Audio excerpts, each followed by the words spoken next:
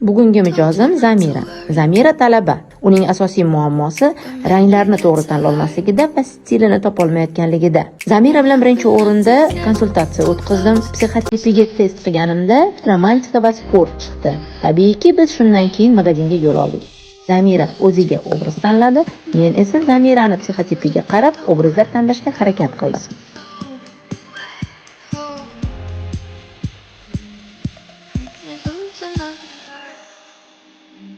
Ko'rib turganingizdek, Zamirani o'zini tanlagan obrazi bir muncha qora, sochlari qora bo'lganligi va aksessuarlardan foydalanmaganligi uchun bir muncha zerikarli ko'rinib qoldi.